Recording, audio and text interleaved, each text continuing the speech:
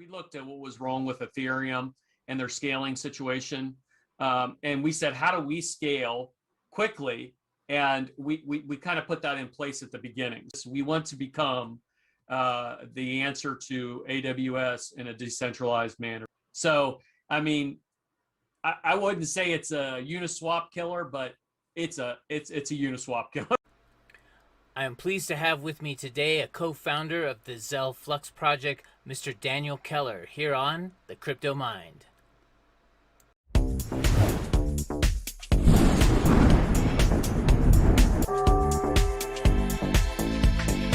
Hi, welcome once again to another weekly edition of The Crypto Mind, nerdcon1.com edition. Yes, this is streaming both at my channel on YouTube, The Crypto Mind, and also at nerdcon1.com. If you haven't gone there, please do. There's this great network of people that are providing all kinds of great nerdy content. I am grateful to be an affiliate member of theirs to provide a video a week. And nerdcon1.com. Go to the website. We have merch that you can buy for all of our different shows and our creators, and a wealth of different creative videos and podcast streams. And just before my interview with Daniel Keller, which I will present uninterrupted, I would like to give you a quick 10-second promo from one of our sponsors. Hey everyone, at Disney Adams here from the NerdCon 1 channel. I would like you to join me in welcoming GamerGoat to the family of sponsors for the NerdCon 1 channel. If you are a listener or a viewer of NerdCon 1, you can now get a 15% discount at www.gamergoat.com using code NerdCon1. That's www.gamergoat.com using code NerdCon1. Joining me today is Daniel Keller, the Chief Strategy Officer of ZEL FLUX. Daniel, thank you for joining me here on The Crypto Mind. Hey, I'm glad to be here. Thanks for having me. So tell me, before we get into stuff concerning the ZEL project, the ZEL FLUX transition, tell me a little bit about yourself. Like what background do you come from, and when did you first become aware of the whole cryptocurrency space?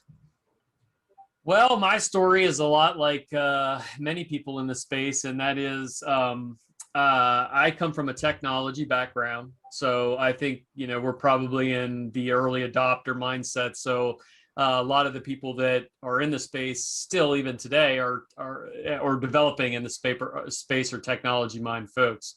So my job as a chief information officer gave me lots of opportunities to see new emerging technologies come and disruptive technologies come out. But that's not how I found out about Bitcoin. I found out about Bitcoin because I played World of Warcraft, and you could buy gold in WoW, and you could do that with Bitcoin. And I was like, I did not know that, because I never went down the WoW rabbit hole. I had my own gaming rabbit holes, but not that one. Wow. Yeah, that was a deep. WoW is a deep rabbit hole and a real time sink too, by the way. So I don't recommend it. It's fun. It's fun to play though. Right. Steam keeps track of how many hours you spend playing certain games. Please do not add up the hours I've spent on all the versions of Civilization. It's just. Yep. Amen. So I never knew that, and how interesting a full circle we're coming now, because there's a decentralized game space happening, and with NFTs and with crypto, like going pure crypto on some of this stuff. That's amazing. So I never knew that WoW was like kind of an entryway. So then, well, it wasn't WoW the game. You could buy gold from individuals who would farm it, and they accepted BTC. They said, pay me in Bitcoin. Yeah, so that actually, WoW ended up being one of the most expensive games I've ever played in my life, because if I had that BTC back, holy cow. So I learned a lesson there. Right. But so then that made you aware of it, and then later on you found out more. So then how did you come to find the ZEL project? Well, once I kind of got into the mining side of things, I fell down that rabbit hole, and I actually started a business that had a very large mining facility. We had about 800 plus cards total. Nice. And we were spec mining, and at that particular point in time, burst mining was very profitable because a lot of these projects were micro projects. They were, I mean, you could hit them pretty hard and mine pretty quickly. And as I was looking for a spec project to mine, I came across ZEL, and I looked at it. I looked at the team. It was very interesting to me, and the concepts, some of the concepts the guys had. I met Tadeusz and Parker, and you know, we had the opportunity to really sit down, and they gave me the opportunity to ask them a lot of questions, and we all kind of came together and we said, hey, you know, are we going to do this thing as a team? And we are. And the rest is history. I've been with the project. This will be my 4th year, you know, since the day that it started. And you know, we just keep doing stuff. You know, we build stuff. We love to build stuff. So deep down inside, I'm a miner still. I love nodes. I love to run my nodes. The farm is long gone, but the nodes remain. So they all migrated to the nodes. Wow. So very interesting, because I'm having myself in my journey, which has been a little over a year now. I am discovering the world of nodes slowly through in different manners. Like there's many different kinds right out there. Yep. And yeah, so now you talked about developing this team, and when I encountered ZEL, I was just I'm just one of the maybe it's my ADHD personality, or have a curious mind, but like you, I was looking for something to mine. It was boring to me to mine just Ethereum or whatever was in the top 3 at any given moment. And I was wondering if there are other projects out there. And it was similar to this, which is I went in the Aquahash algo world.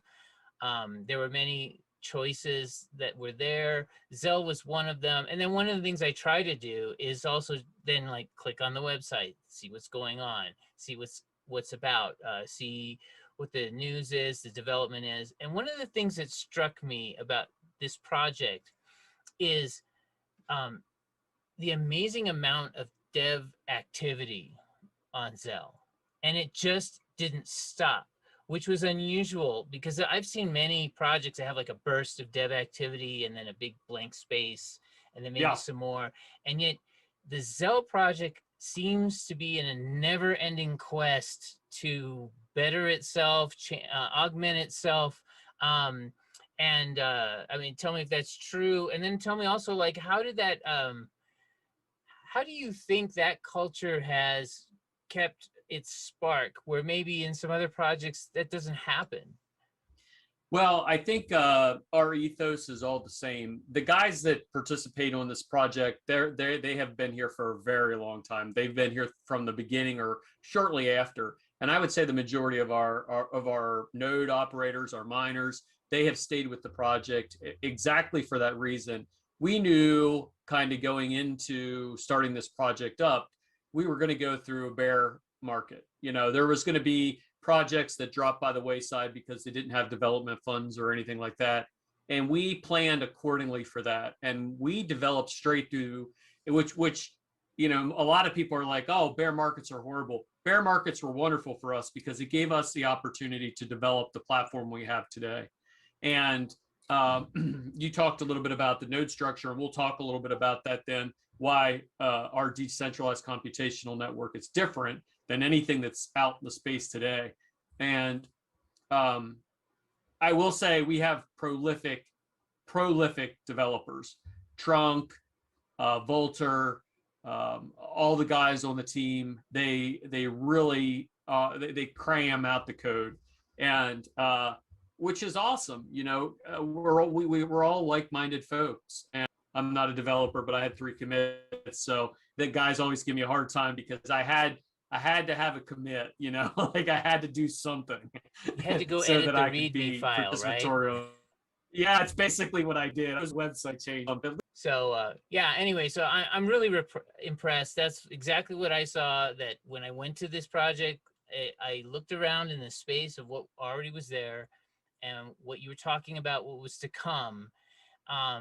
and I was like, there's a there there. And I know how now to go to GitHub to go see like the little color squares, I'm not a programmer or anything else, but I can watch the activity report, and it never stopped. And then sure enough, every month or so, or every couple of months, there'd be something. And now you seem to be in an explosion. And so one of the other reasons I have you on is that you have a major announcement about ZEL and ZEL/Flux and what's coming this next month. Would you like to talk a little more about that?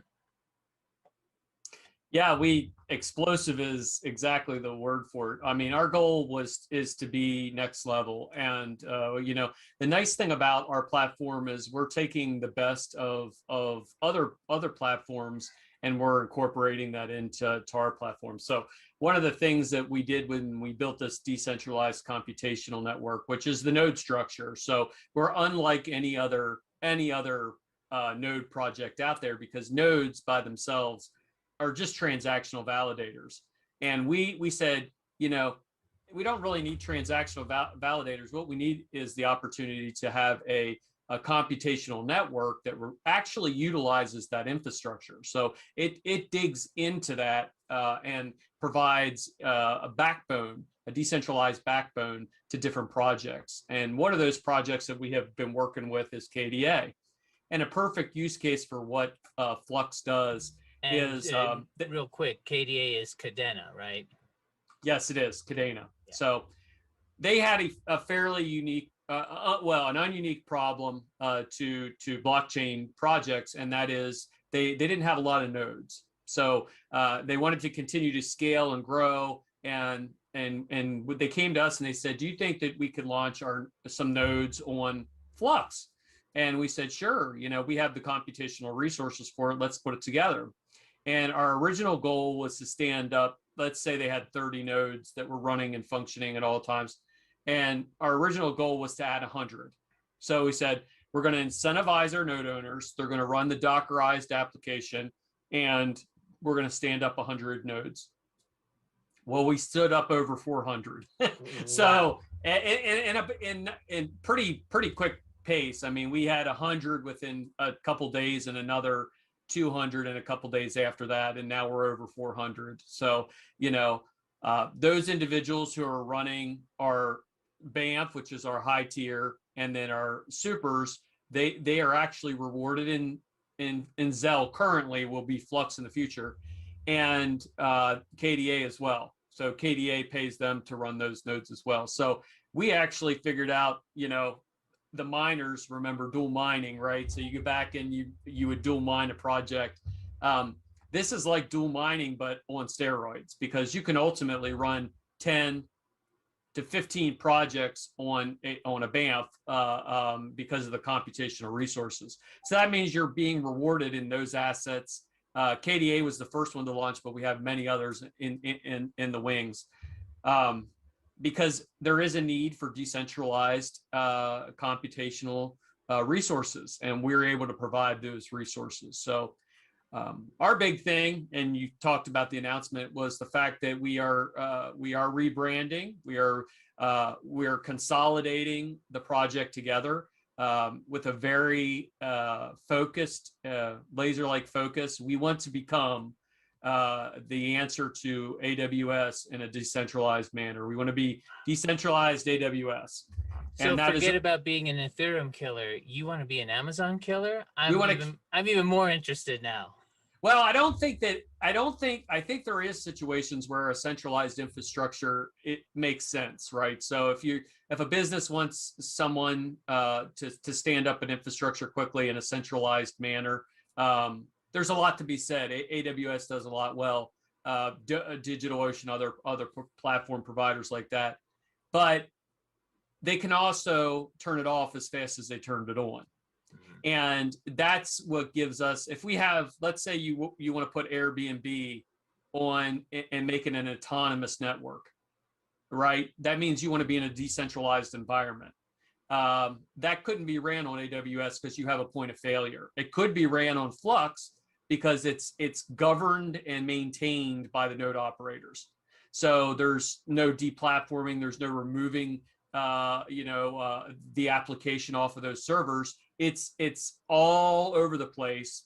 And when I say all over the place, we have nodes all over the world, and it's load balancing and it's redundant. So once you spawn that particular application globally, it's available everywhere.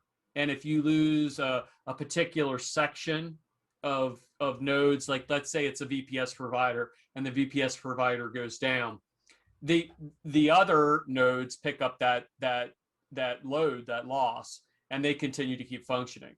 So, right now, if AWS goes down, your application goes down.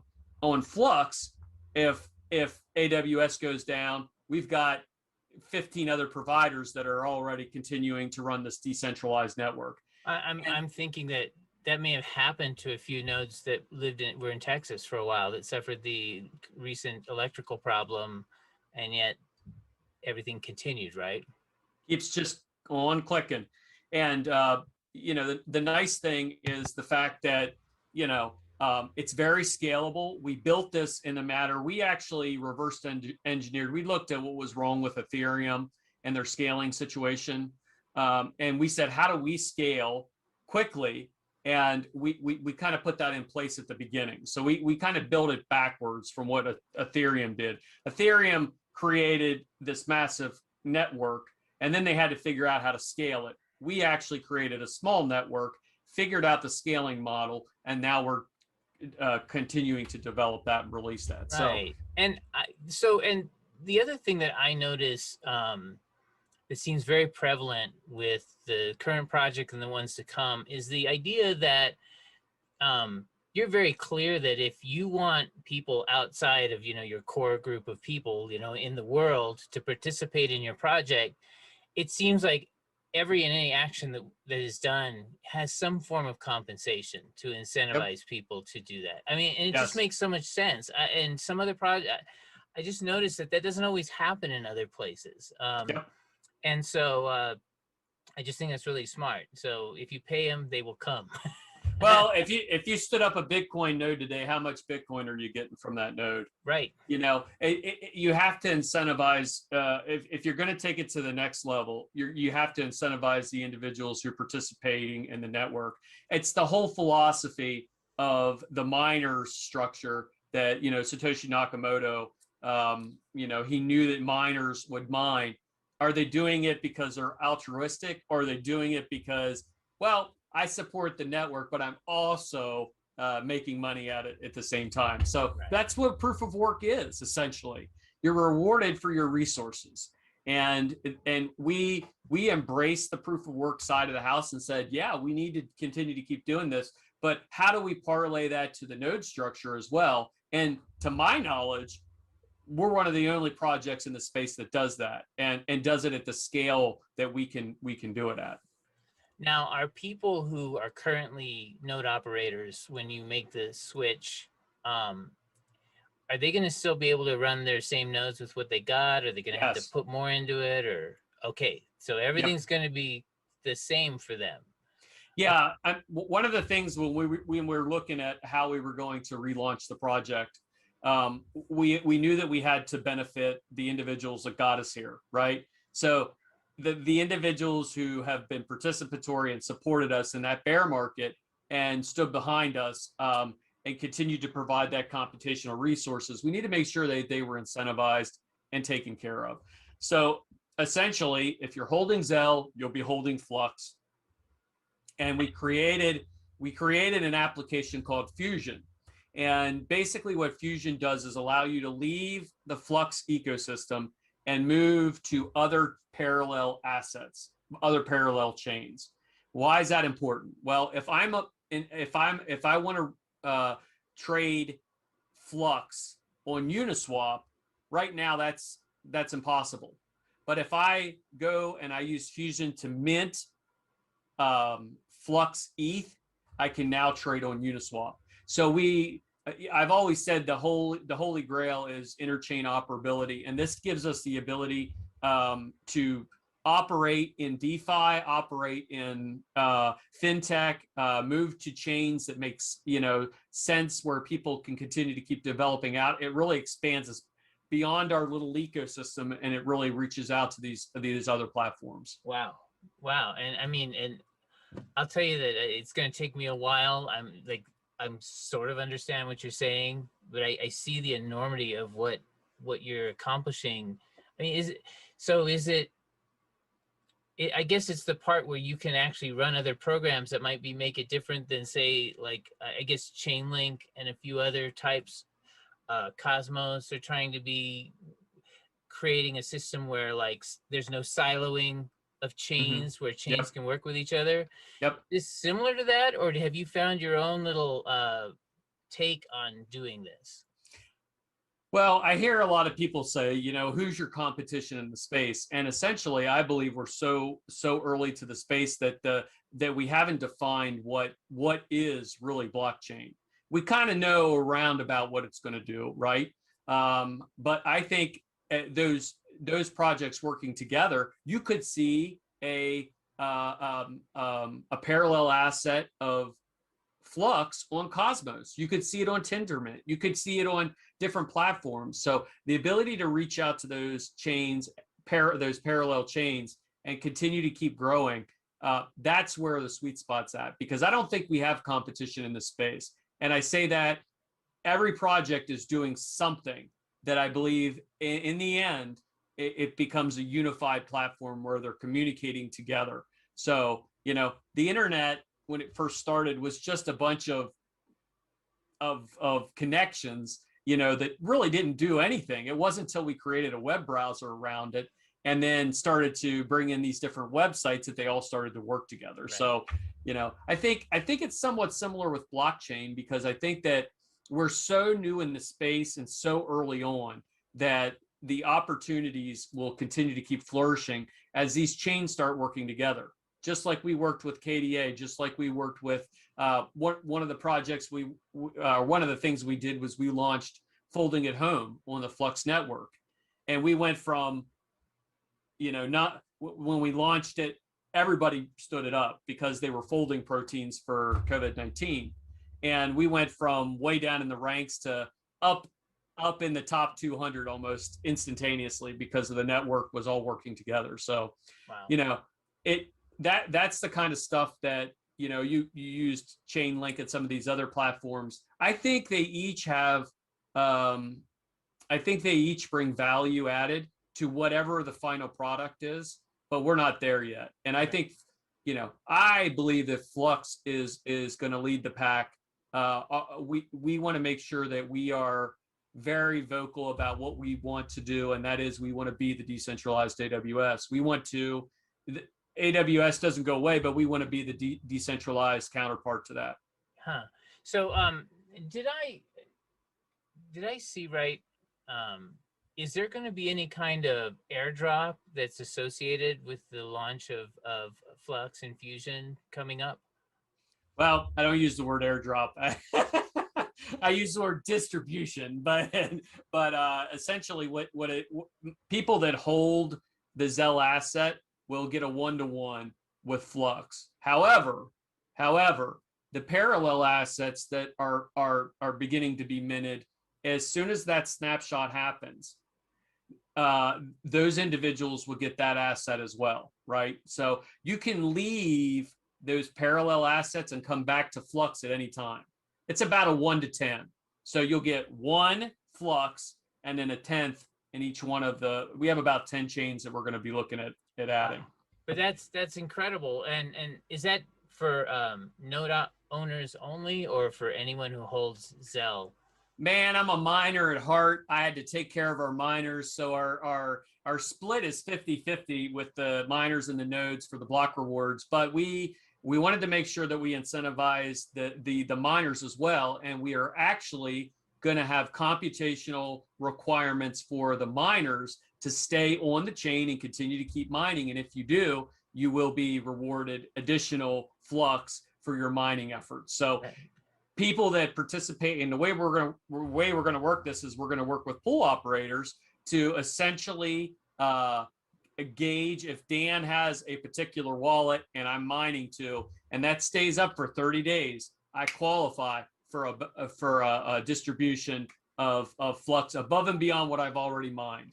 So like a loyalty bonus. Absolutely. I see that. Yeah. That's great. That's fantastic. I'm really glad to hear that. Is there anything else I haven't covered in terms of what's coming out that you'd like to talk about?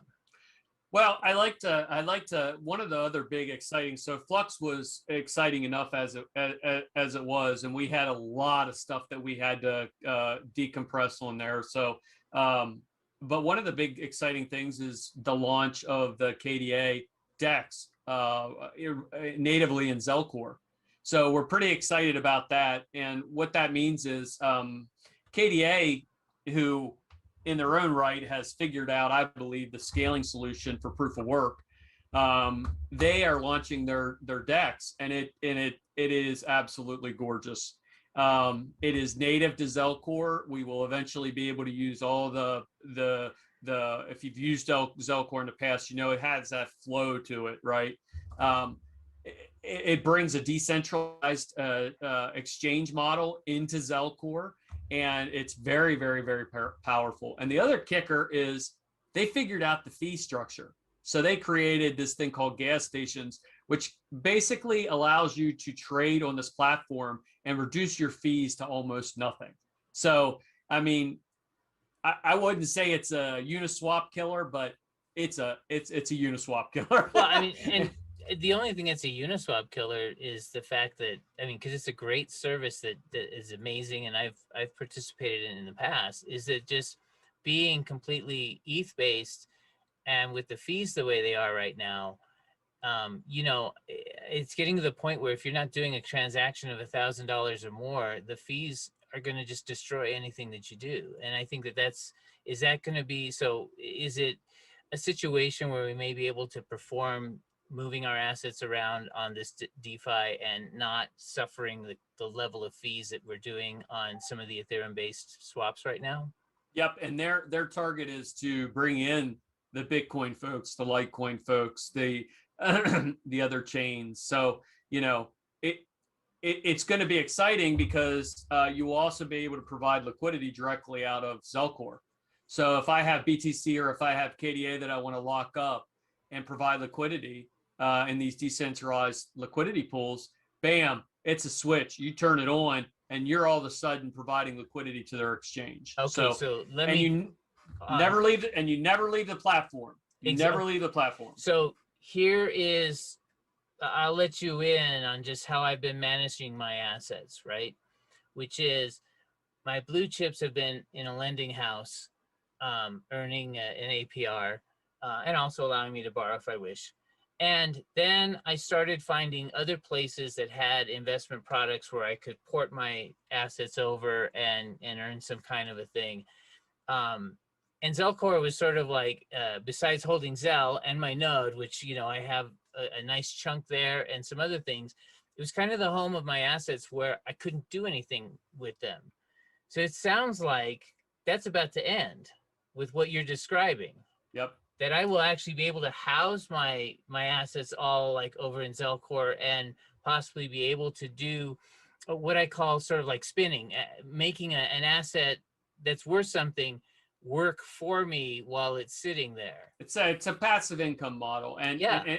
And essentially, there are projects, proof of stake projects, that said if you stake it, we'll provide you. It's like mining, right? But it's proof of stake. Right. We're taking the whole platform and we're making it a stakeable model. Whether you invest in lending or you invest in liquidity pools or you invest your assets, and the kicker is you never leave your platform. ZEL Core is your home. Whether you trade, you hodl, you provide liquidity, you provide lending, whatever it is, we really are. We embrace the good pieces of DeFi, and we're bringing them to the platform. That's fantastic, because I have to tell you that right now, my portfolio management looks like a plate of spaghetti with how many different places things are. And the more I can consolidate and yet provide value for myself, the more I'll appreciate it. By the way, I don't know if you've seen any of my videos, and I haven't done a ZEL specific one, but when I'm telling people like, hey, you need a wallet, it's like a 2-minute commercial for ZEL Core that follows. We love it. but I will have links to the ZEL Core wallet in the description down below in my video, and some other pertinent links to what we've discussed today. So, well, I'm really excited, Daniel, for what's coming. And March 27th is the big day. Yeah, March 27th is the big day. That's the fork. So all of our exchanges, all of our partners are all in support of it. We're really looking forward to it. I think it's gonna push us to the next level, I believe. And I'm so happy. By the way, you know, like Daniel was saying, ZEL has been languishing in price throughout the cold winter of 2018 and into 2019, and even this year it was still in the 2-cent range. And even as we speak, where the whole market is experiencing like a 20% correction, and ZEL has done the same, it's corrected down to like 5.5 cents. This is like still like double what it was and more. Even the basic nodes are profitable. The mining is way more profitable. And so even with the change in the mining structure, if this holds, we're looking pretty good. So just remember, like between now and March 27th, that ZEL needs to go nowhere. And if you've been listening to this conversation, it looks like you don't want your ZEL to go anywhere even after March 27th. Yeah, So, yeah, that's exactly right. And we're actually getting ready to release the new economic model this weekend, and the whole economic model is designed around locking people into the space. The use of the utility asset that is Flux, but also having them, whether they're running nodes or providing liquidity, or they're, it's a one-stop shop. And I always say we're the best kept secret in blockchain, and I believe that 110%. I'm right there with you. I'm a huge fan, and I mean that's why I've been mining this project for quite a while, and finding more and more uses for it. I hope you out there take a look. If you haven't been involved with ZEL before, you may want to get in now, especially before March 27th. You can still set up a node, and let me tell you something.